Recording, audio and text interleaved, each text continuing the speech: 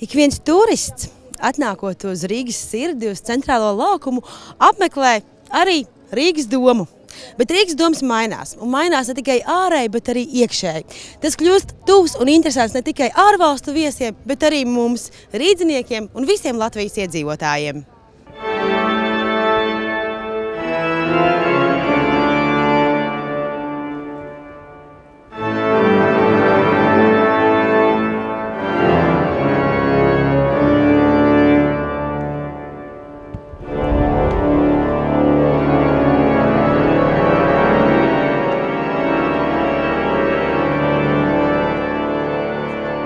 Kas Rīgas domas tavuprāt ir gan vēsturiski, gan arī šodien?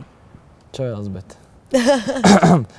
Vēsturiski, mans domas, es pāriešu te spēli starp mans domas un Rīgas domas, un Rīgas domas vēsturiski ir viena no senākajām celtnēm vispār Rīgā, un tāds spēcīgs, kārtīgs kultūra vēsturisks mantojums, un to enerģiju vienmēr var just ienākot domā, ienākot domu dārzā.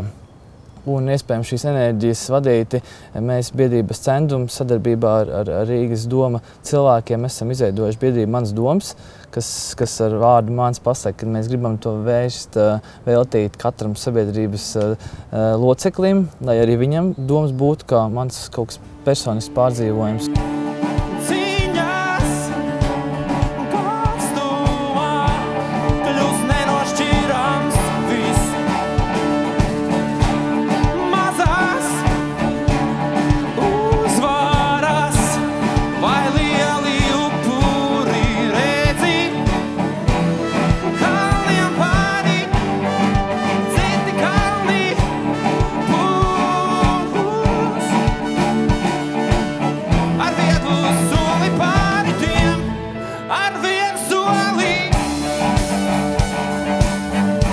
Es ceru, un mēs ejam, lai tā proporcija mainītos, jo visu cieņu ārvalstu viesiem un viņi šeit netrūks, un par to ir liels prieks.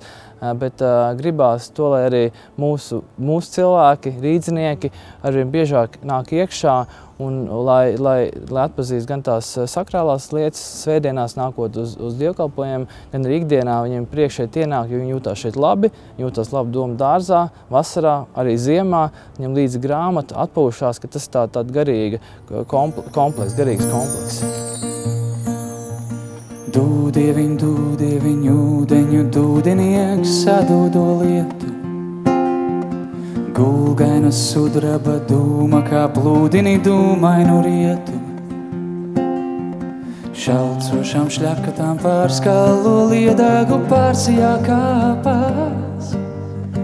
Pār žužo dūksnai donī. Kas tad ir tas jaunais, tas varbūt modernais un laikmatīgais, ko jūs vēlaties parādīt Rīgas domā?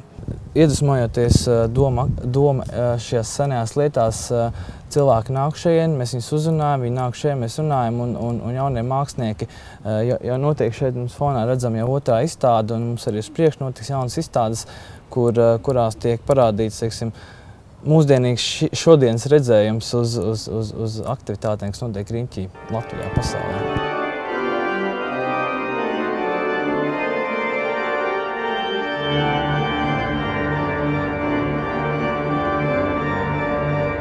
Kas tev ir Rīgas domas kā cilvēkam, kā Rīgas iedzīvotājiem? Rīgas domas manā skatījumā ir, protams, centrālā ēka pilsētā, ļoti vēsturiski, un es pat teiktu, ka arī Eiropas līmeņa katedrāle, koncerta zāle, teiksim, ērģeles, un to ir daudz novērtējuši arī braucot no Eiropas klausīties tieši ērģeļu mūziku šeit. Tas nav vienīgais instruments, ko es spēlēju. Bet tas, kurš tev ir rokā? Tas, kurš man ir rokā, tas ir hang no Šveices. Ļoti meditatīvs instruments, ar ļoti meditatīvu skaņu. Man tas uzrunāja jau pirms vairākiem gadiem. Un pirms pusgada es viņu ieguvu savā īpašumā. Un principā, kopš tā brīža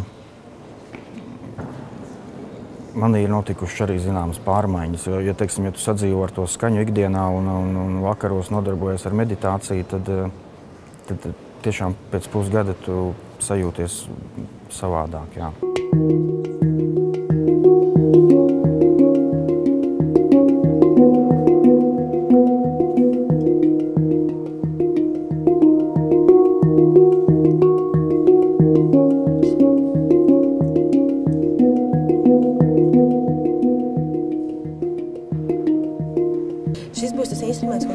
mani 5. jūnija koncertā? Jā, noteikti viņu izmantošu 5. jūnija koncertā un instrumentu skaņu papildinās arī īslandiešu Steindora dziedājums, kas ir absolūti brīnišķīgi dobju balss, un tās ir tādas rimura dziedrunas no Īslandes. Viņš ir vienīgais šī žanra kopējs pasaulē, un es ar nepacietību gaidu, kā tas izskanēs.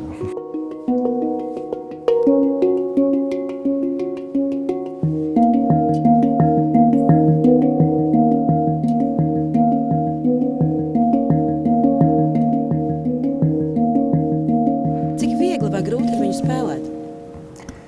Tu gribi pamēģināt? Nu, īstenībā varētu, jā. Tā, jā.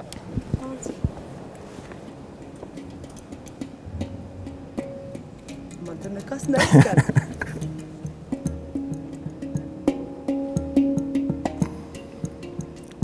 Nu, tā tad ir atbilde uz jautājumu. Jā. Viss skaidrs.